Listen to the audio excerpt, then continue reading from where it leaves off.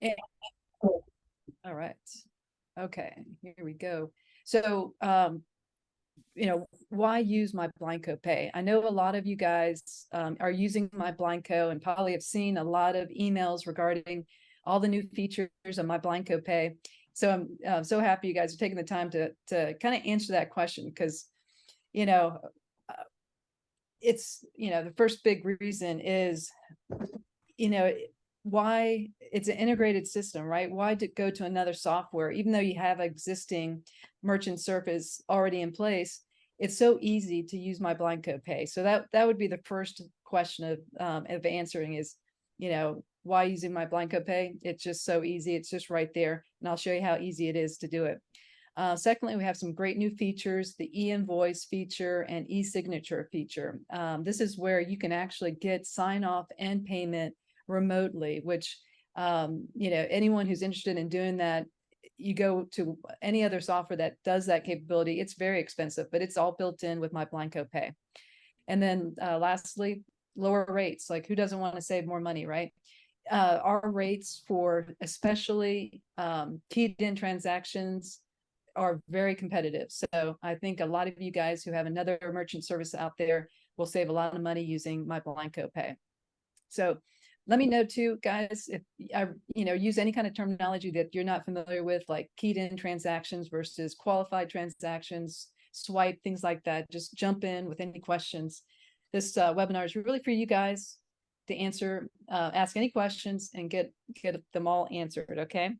All right. So first off, hopefully you guys are familiar with what you see up on the screen here. To the right is my iPad being reflected up on the computer, and the left is the same company, but browser based. I always like to show this view because I have a lot of users that maybe only use the iPad and don't realize that there's so much functionality on the portal version as well, and or you can do a lot of the same functions on the browser version. And this is also where you'll go to actually send an e-invoice or e-signature. So I'll point that out in a little bit. So first I want to start with just basically, processing a payment. So we all are familiar with creating a quote in MyBlindCo. So when a customer closes in this picture yourself in the house, you finished the quote, you presented it to the customer, and they're ready to sign off on the job and pay the deposit. You just come over here, hit create order, takes you to this sign off page. This is actually new. A lot of people don't realize we have this new terms and conditions that's actually a hyperlink. So if you haven't populated this information, please take that time to do it, because the update on this is that it's going to show up before the signature. And this is completely customizable, guys. You can see it has special font. You can make this look as unique and special as you want. All right, so I'm going to hit agree. And just with the customer's finger, you get them to sign off on the job. Hit create order. And I know you've seen this. This is your receive payment page. So you probably have skipped this in the past, but with MyBlindCo Pay, it's all ready to go. You just come right here, grab their credit card number, key it in. This is what we call a keyed in transaction or non-qualified. Generally, these type of transactions that you key in, the rates are a lot more expensive, but with MyBlindCo Pay, we actually have very competitive rates. Like I mentioned, 2.8 for this keyed in transaction. So once all that information is plugged in, basically you just hit receive payment. Okay, I won't actually process this credit card, but a couple things I wanted to make mention why I'm here. Up at the top is your total invoice amount, and with MyBlindCo, it actually will automatically calculate your deposit amount. So all you have to do is literally type in the credit card number and then hit receive payments. So there's another way to actually process a credit card through MyBlindCo Pay. We do have a card reader, and that's a little Bluetooth device that you can connect to MyBlindCo so that you can swipe, tap, insert the customer's credit card number. And that actually gives you a little bit better rate. And that's what we call a qualified swipe. you're not keying anything in, and that usually will warrant a better rate. So if you're using the little card reader device, you just click on reader payment. It will automatically connect the card reader to MyBlindCo app. And then again, you're just hitting take payment. So that's this button right here. Okay. So for this example, you hit receive payment.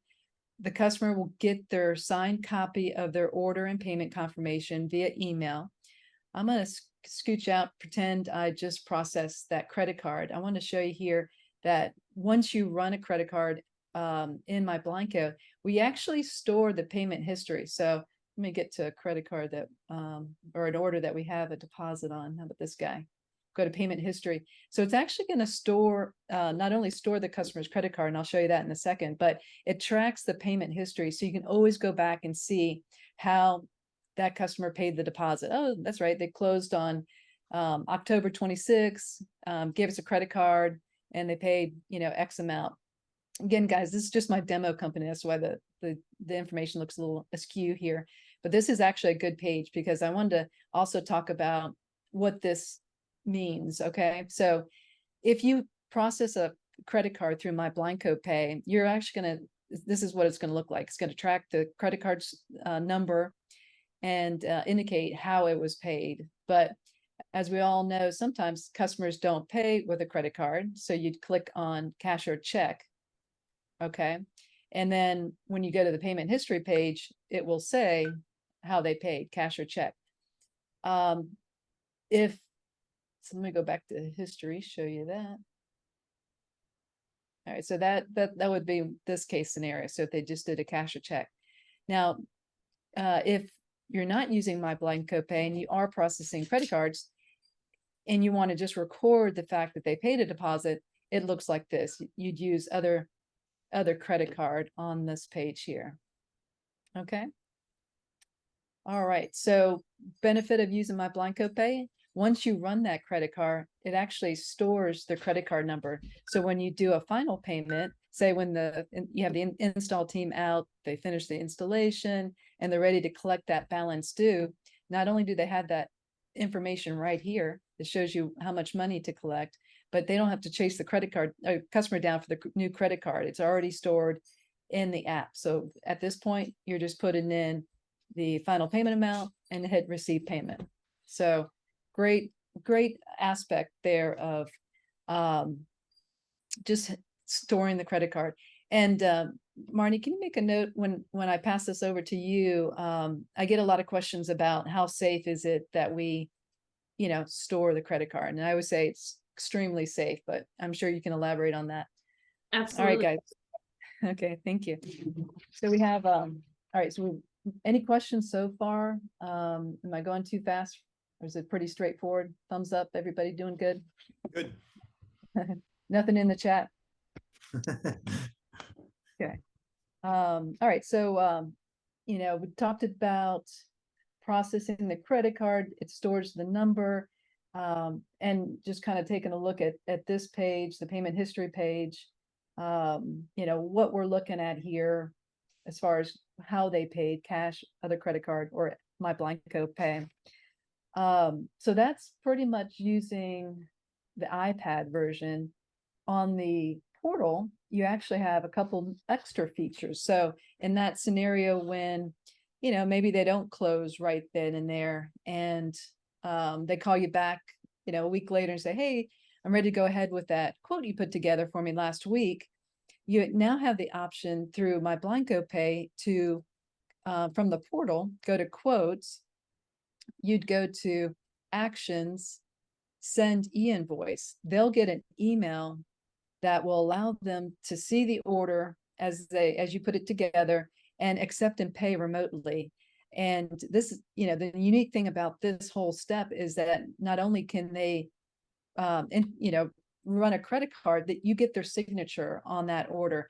And not even QuickBooks allows you to do that. You get their signature they review terms and conditions, just like you saw me do it here on the iPad. That's what happens on the e-invoice. So great feature that's all included with MyBlindCo Pay. Similarly, you might have situations where you just want to get signature. Maybe you're doing some work with a builder and they invoice you monthly, and you basically just want to get sign off on the job. Or maybe in the case where they call you up and say, hey, I'm ready to go ahead with the quote you put together. Can I put a check in the mail, or can you swing by, pick up a check? You can send them an e-invoice where they get an email that allows them to accept. Again, you're getting sign off on the job after terms and conditions. So two great features that come in handy. And so I will mention too, once you send, and I'll do this now, I'll send an e-invoice, status of the quote will update. My browser is frozen there. And it changes the quote status to e-invoice sent. And then once the customer actually signs and pays, the status of the quote becomes sold, and then you'll get a new entry in the order tab for, and it'll say you'll have a new order. The status will say deposit received. I'll show you that in a second. Not sure why my browser here is freezing up here. All right, so I'm going to confirm. This is what it looks like when you send an e-invoice. All right, here we go. It's caught up, e-invoice sent, and then once they pay, status becomes sold, and then it shows up in your order tab as deposit received. And the admin person and salesperson also get emailed confirmation that the customer has signed off on that quote. It's now an order, and you're ready to go ahead with the order process. Okay. So any questions so far? Should we take a break and see if anybody has anything in the chat? Abby, do you want to read those off, or let me just take a look here? All right. So first question was, what is the rate for swiped payments? So that is 2.5. And that's for Visa, MasterCard, Discover, everything but American Express. Regardless of how you accept American Express, meaning if you key it in or swipe it, it's 3.4. Oh, it looks like Marion answered that in the chat. Okay, cool. All right. Any other questions on that? Doesn't look like it. Okie dokie. All right. So the other question I get a lot is how to handle that credit card surcharge. So on the portal, which is where you go to do a lot of the customizing, on the company profile page, you'll see a spot here where you can set your desired credit card surcharge. Now, this will always be, even though if you put it here, it's still optional. You can toggle it off on a quote or an order, and I'll show you how to do that. And if you don't want to deal with credit card surcharge at all, you can just leave it 0 here, and it won't even show up when you're building a quote or an order. So I'm going to toggle back over to the quote page or the iPad, and I'll show you real quick. I'm going to go ahead and duplicate this. All right. So at the bottom, you'll see that it will automatically show here credit card surcharge 3%, and that's based on what you have on the company profile page. If you go to advanced options, move this black bar here, you can toggle it off. So maybe, you don't want to you don't even want to deal with it. If you toggle it off, it's removed from the stack. Okay. And this, if you toggle back on, it recalculates here. This actually will show you the credit card surcharge on the total amount. Just kind of communicating to the customer, okay, if you're going to be paying by credit card, this will be the credit card surcharge. Some people, again, don't like to present it here on the quote. It's optional. You can toggle it off before, and then you toggle it off, say the quote before you email it to the customer. Okay. And it's just at this point informational. When you go to receive a payment, so let's go back to an order here, and I'll just open up this guy, hit receive payment. This, if you have it toggled on the quote, it will automatically toggle on here. but this also gives you another opportunity to toggle it off, okay? And this will calculate credit card surcharge based on the dollar amount that you put in this spot.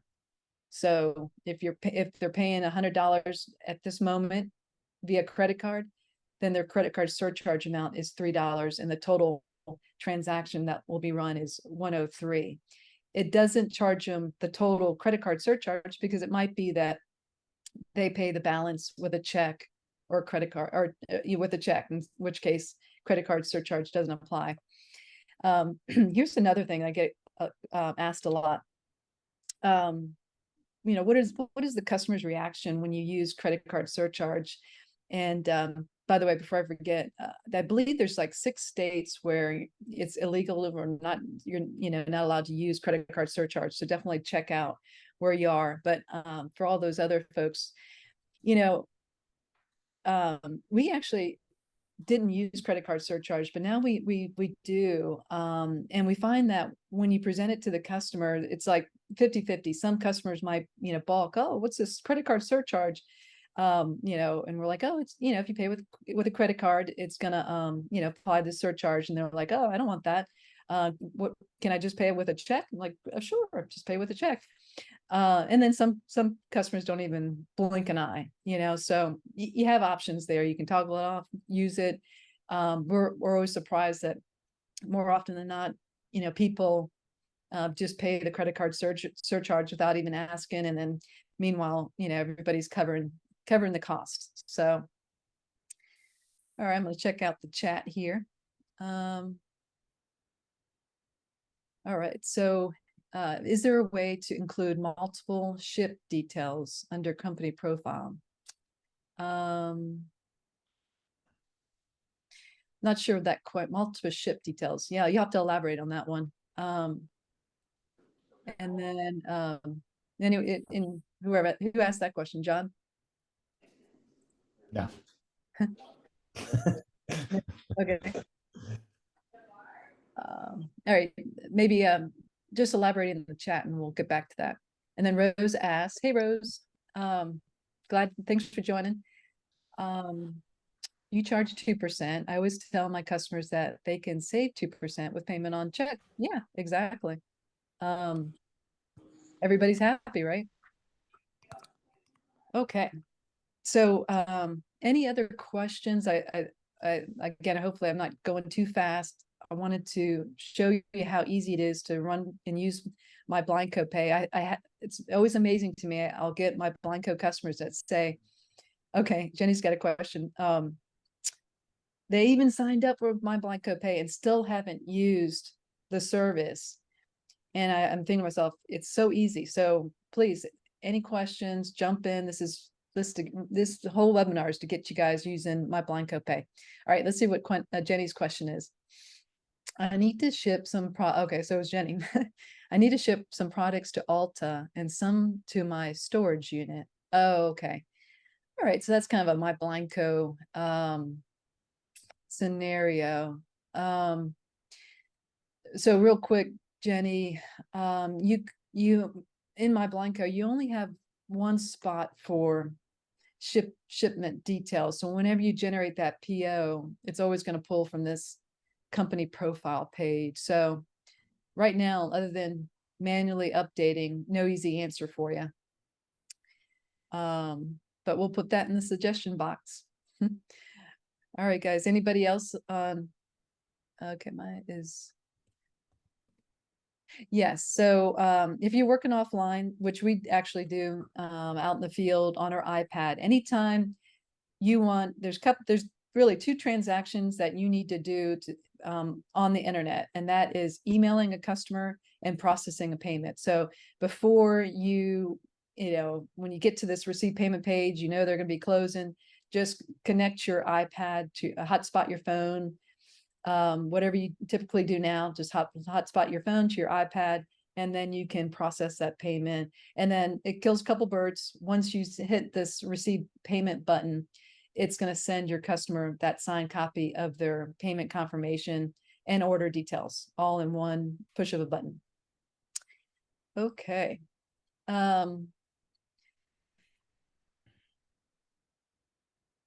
So Norman has processing fees. How's that added to the invoice? So, you know, you can build that in to the price of what you charge Norman, you know, up at 2% if you like. It's So not you're, it's not automated though, right? That would have to be no, okay. That's what I make sure.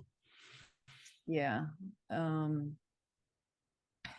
You know, is there initial cost to sign? So actually, no, there's no cost to sign up for MyBlindCo Pay. You're just paying for the processing fees. There are fees if you sign up for MyBlindCo Pay and do not use it at all. I think you get 90 days grace period, but then after that, you get charged $25 dormant fee. Maybe Marnie has a term for that, but and then similarly, PCI compliance is another thing that you have to do within 90 days, or they'll charge you a fee for that. So I'm gonna let Marnie loop back and talk about that when when we get to her part, which is actually pretty much could be right now. Marnie's going to show us once you start using MyBlindCo Pay, Stacks Payments has a great portal that you can go log into, see all your payment transactions, get some great reporting. So Marnie's going to talk a little bit more in detail about that. So we'll stop this share, and then Marnie, do you want to share your screen? Yeah. Okay.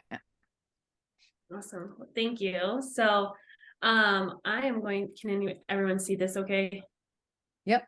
Okay, perfect. So this is a Stacks Pay portal that you would get access to once you sign up for MyBlindCo Pay. So this is just an extension of MyBlindCo Pay and a way for you to also take payments. So we're all about all the different channels of being able to accept a payment. So we want to make sure that you have all the functionalities available to you, so you don't have to worry about missing out on a payment. So once you get signed up, you'll get access to this, and once you start processing, a lot of really great data is actually going to populate directly into here. So you get a full dashboard. This is just a demo account, so you can kind of see here, but it'll just give you an overview of how the last week has gone, how the month is going. If you need to take a look at, you know, what you've accomplished over the last year, you can actually filter this dashboard to what you're looking for, and it'll give you all of your net sales, your gross sales, a lovely little chart here to show you as things go. Obviously, this is moving down. This is a demo account. We always want to see up and to the right. Hockey stick is is a great. Yeah, I want to see 6 million in my yeah. Right, that would be awesome. So what's also really great about this dashboard is it gives you a high level view of, you know, your average sale, the number of customers you have, how many transactions you've processed, and then if you have any outstanding receivables.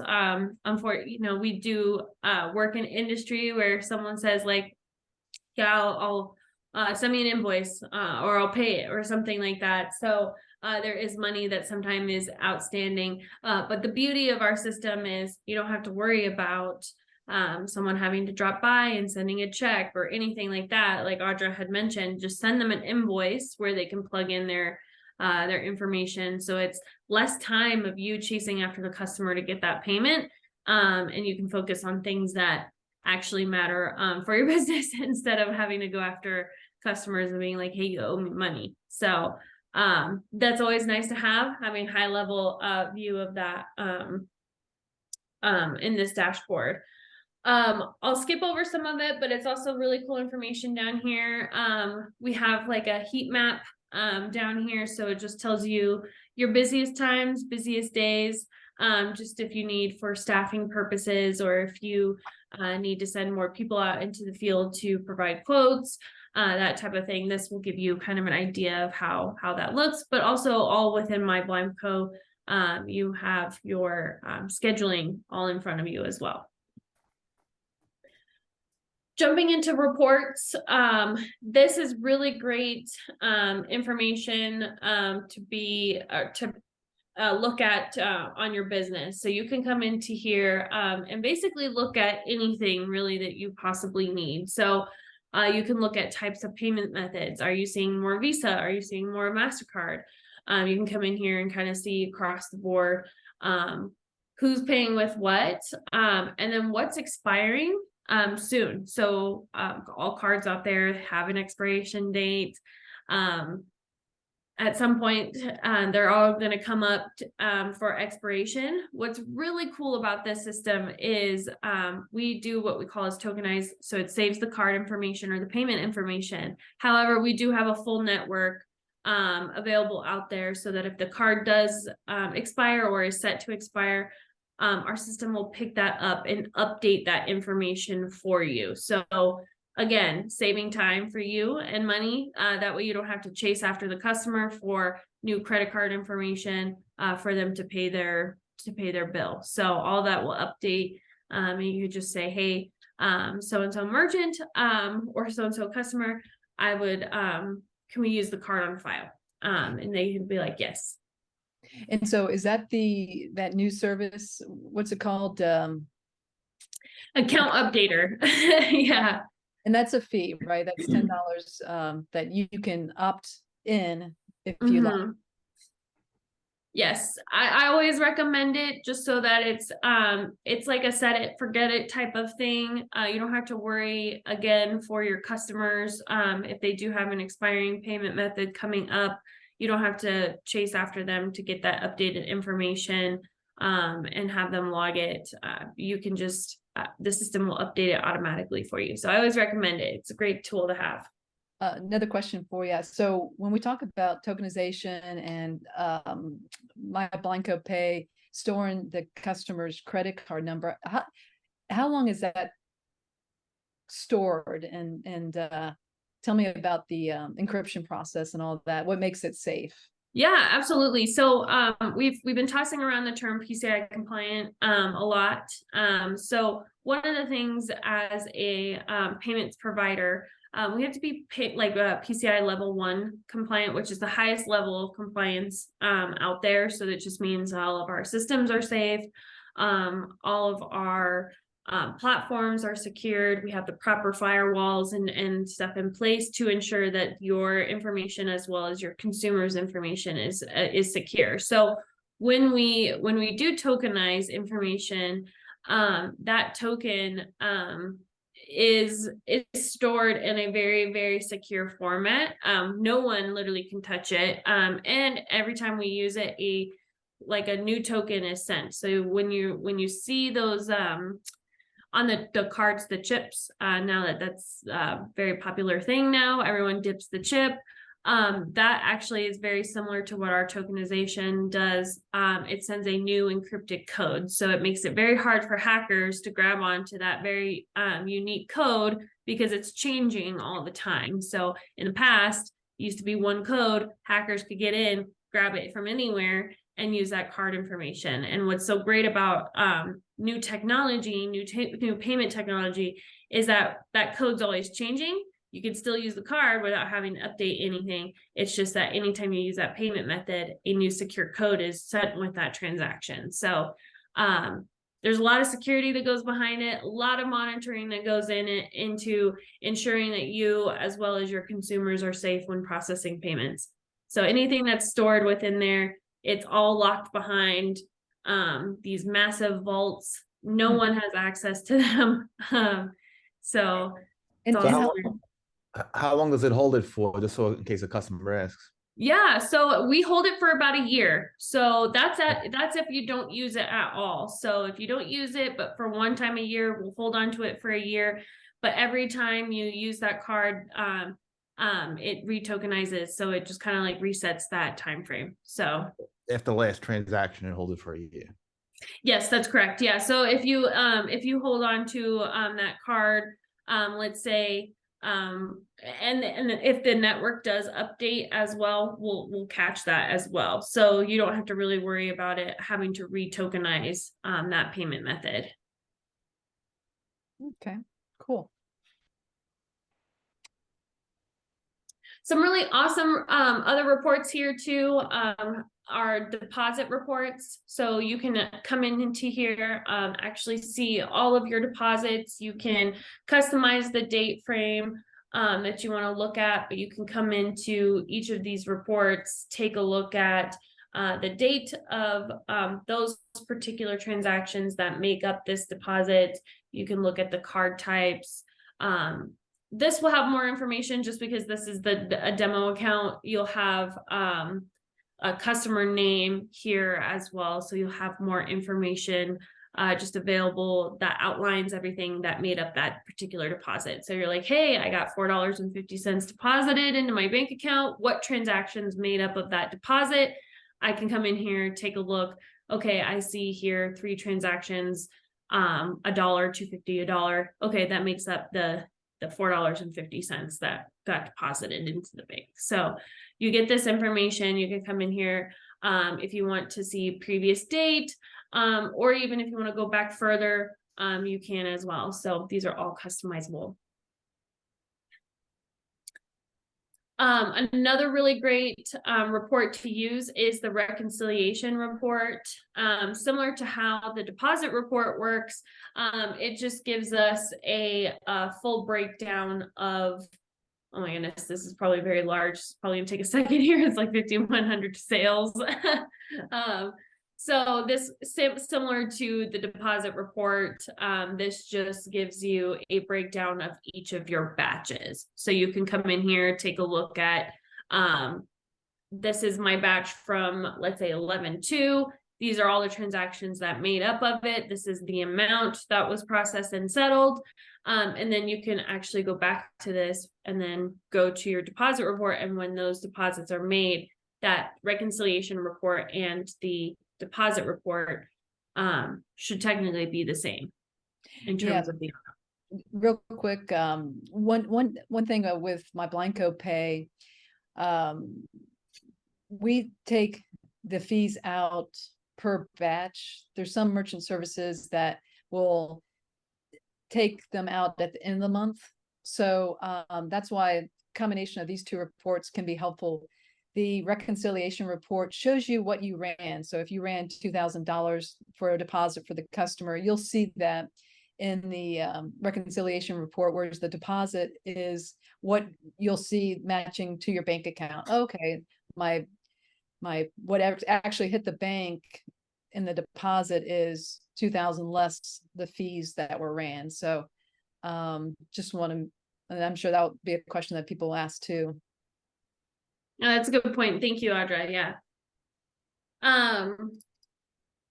Additionally, fee statements, you can come in here. As she mentioned, we do pull fees on a daily basis, or on a per batch, per deposit basis. But if you're just like, hey, I need to have a total, I need to know how much I paid for the entire month, you can actually come in here, pull up a fee statement, and see the total that you paid for the entire month. So I don't know, this is probably without loading because it's we haven't mocked any settlements on this. So but this is also just a great tool to use. We have some other reports in here that you can utilize, products and services. So if you do use any of the category or inventory items within StaxPay, you can actually go in here and take a look at what those products or services are that you sold.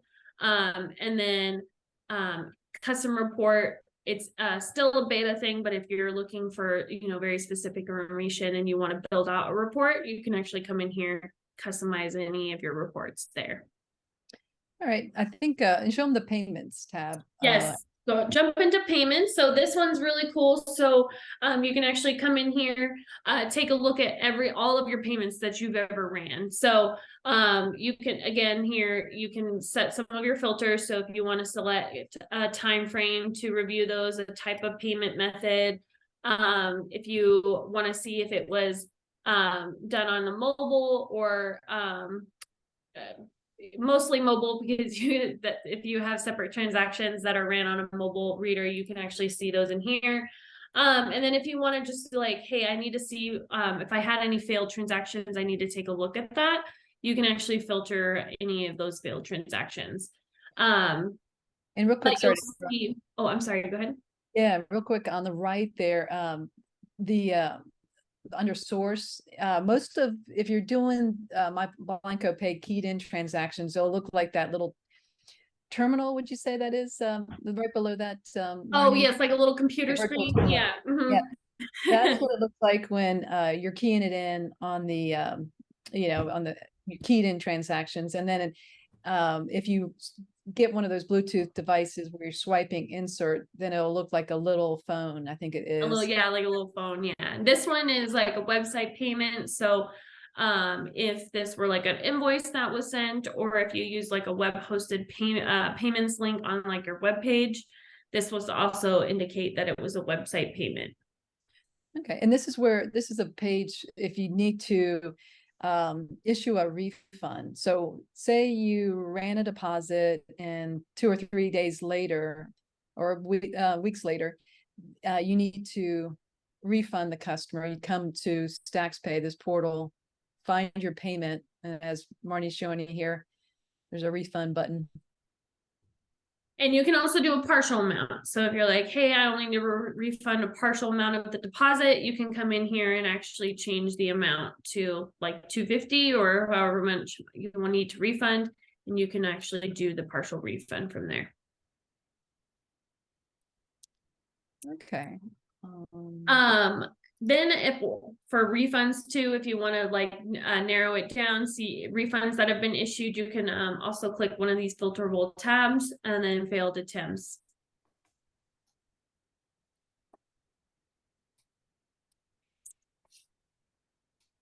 And then, so that's, Audra, did you want to go over any of the other stuff, the schedules? I think that's all kind of set in MyBlindCo Pay already. Yeah. So the key ones are reports and payments are really, and really the big things for us. So, and how to do a refund, maybe the difference between a refund and a void. Like if you want it, you can void a transaction if you ran it the same day, and then it's like it never happened.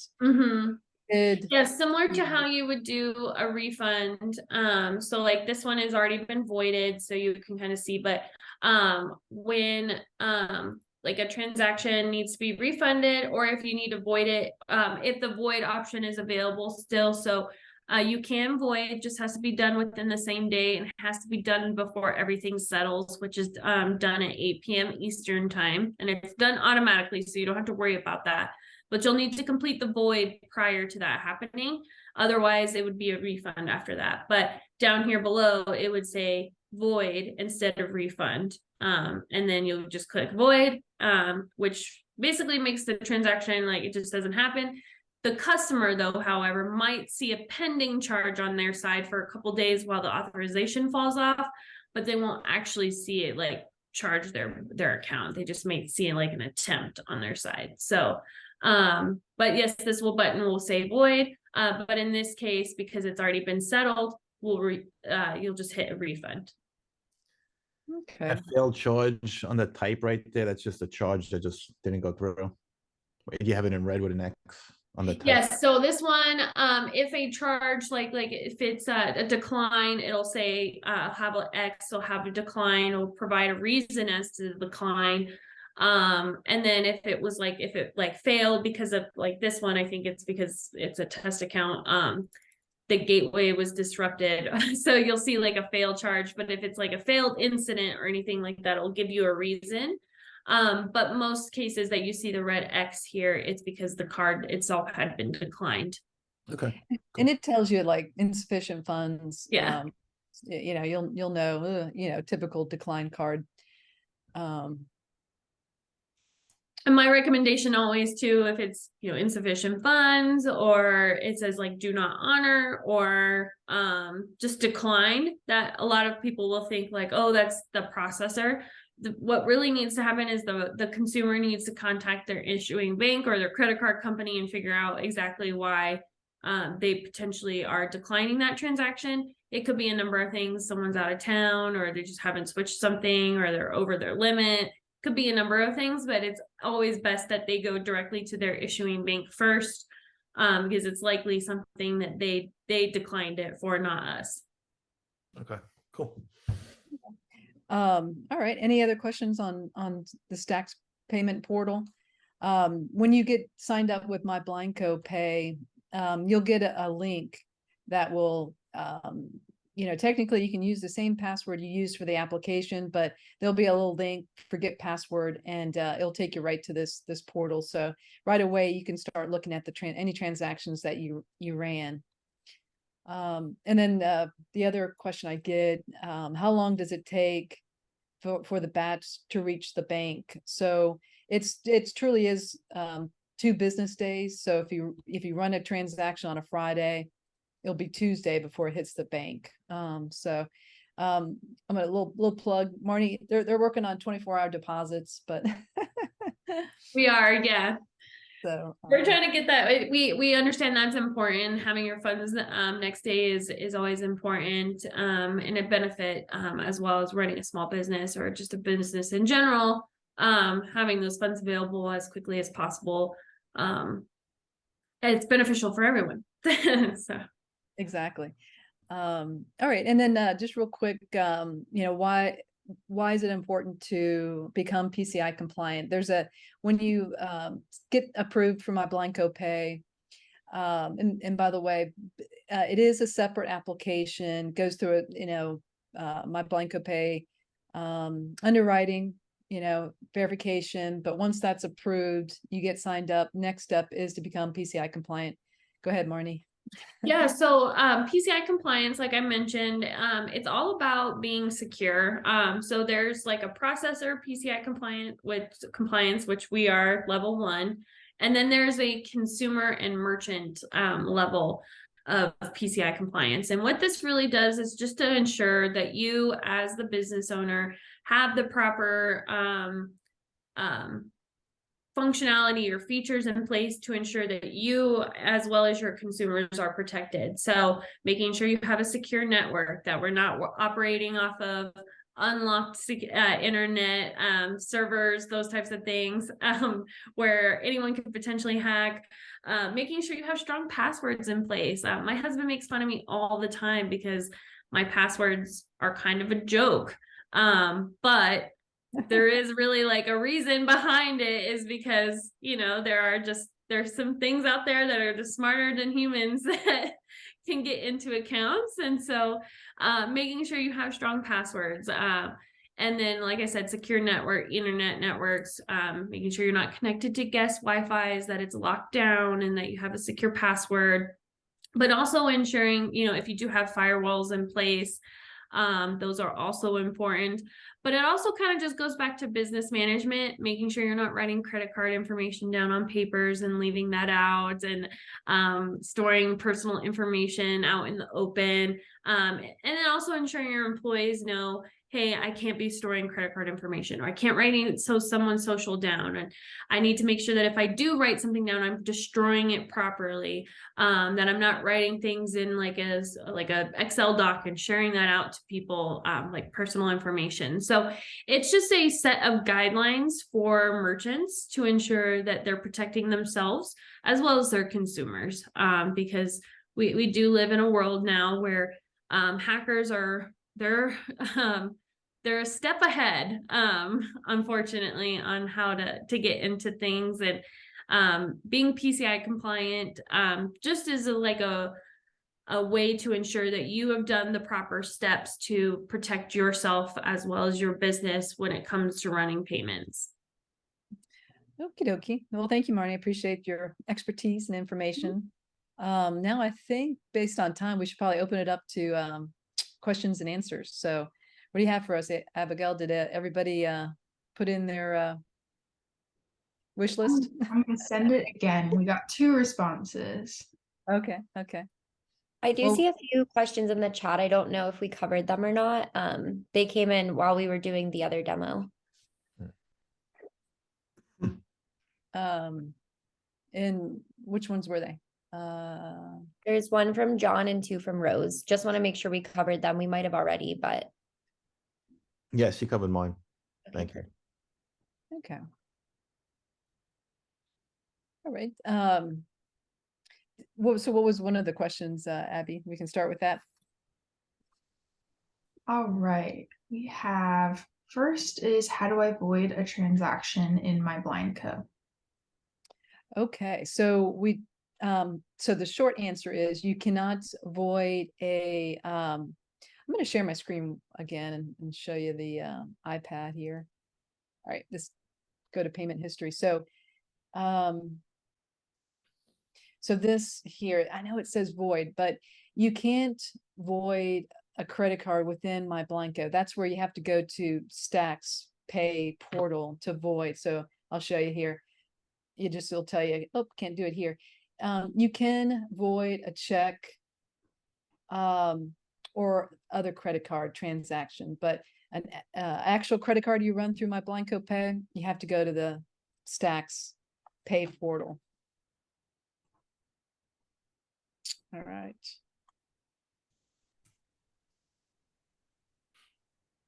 Next, we have what information do I need to sign up? Okay, so there's so there'll be anyone interested, send us an email and Marion will send you a magic link. And it's a link you click on and it'll take you right into a MyBlindCo Pay application portal. And it asks for pretty standard information, but have your EIN handy. We'll want to know your bank account information, where you want to deposit the money, which is always good, right? Marion, you might have a list of she'll put the list of questions, but those are the two big things. They'll ask you other questions like what percentage of card present transactions do you anticipate? What's your total annual sales? More of questions like that, just for why do they ask all those questions, Marnie? Budgeting, get a feeling of really how much volume you'll actually be processing. Yeah, we use those as like thresholds for monitoring, just really understanding like, hey, what we can expect from your business throughout the year, what we anticipate from credit card processing amount, as well as like what we may see in terms of a high ticket. Yeah, and so that's good. Two good things I was going to say. It helps us help you too. So if we have a merchant that we approve that really isn't using it, then we know we can reach out to them. Like, do you have any questions? Do you have any issues? So it helps us, help you. And then that's another important piece of information, high ticket volume. What's your highest dollar amount you anticipate running in any given single transaction. So be careful with that one, because if you think, oh, I can't imagine receiving a payment greater than 10,000, and you might need to do a 15,000, that you might run into a hurdle there. But if you do, it's something we can put a request in, and they're usually pretty quick about increasing that transaction amount. All right, looks like Marion's posted all the information they asked. Like I say, once you get into that application, it's pretty routine. They want a voided check. If you're, are they still asking for 3 months of? Oh no, yeah, the void check really is a great thing to add, just in case like you fat finger the information. That way we have it right there in front of us, so we can continue forward with our review. And we don't have to come back and say, hey, can you just double check this number real quick, make sure we have the correct info. So that's why we recommend just uploading a void check. But other than that, that's everything that you need to upload. We may ask for some additional information, but that will be after you go through the application process. But other than that, it's pretty seamless. Yeah. Our record is within 24 hours. We've approved people, so that's pretty fast. So, all right, what else you guys got? We have 2 more questions. Why is there a separate application?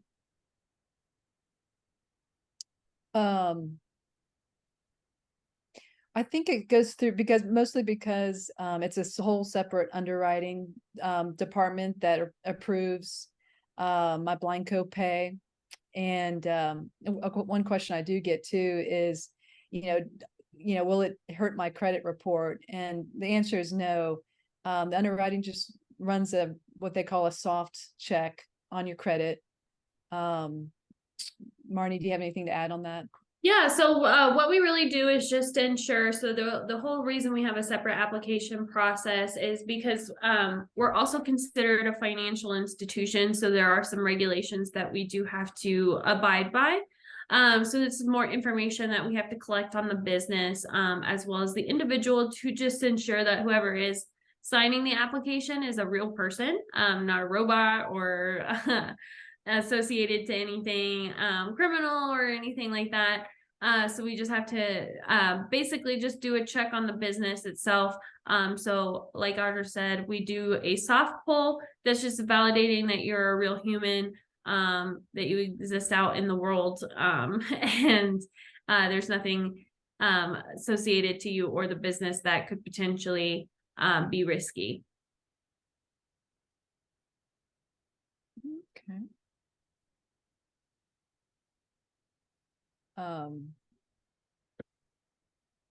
Abby, do you have any other MyBlindCo Pay questions? Yep, this last one is, are there other fees charged for using MyBlindCo Pay? So we talked about the normal processing fee, and then there's a transaction fee, 30 cents per transaction, but that's truly it for day-to-day operations of MyBlindCo Pay. If you aren't active, I think it's 90 days, Marnie will correct me, you do get $25 hit a month for kind of a maintenance fee, right?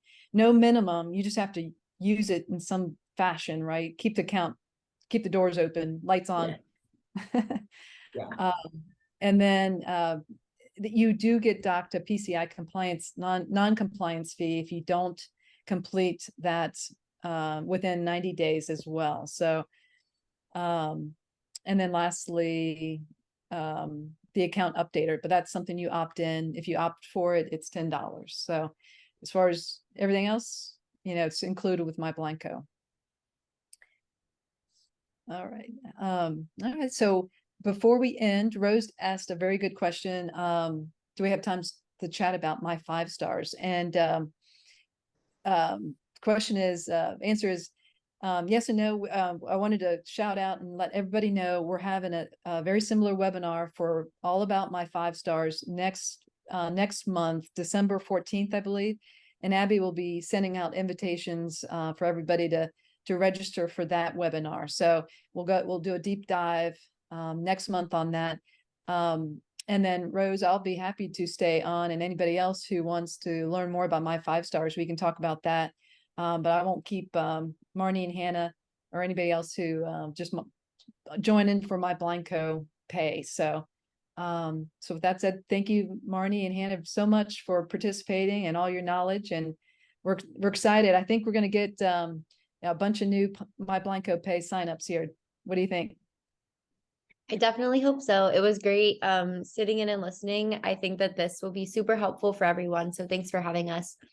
Yep. And it's recorded, and we'll share that with anybody that wasn't able to make it today. So Thank you all for having me today. Appreciate it. Thanks, Marnie. Thanks, Hannah. Take care. Bye-bye. All right. Bye.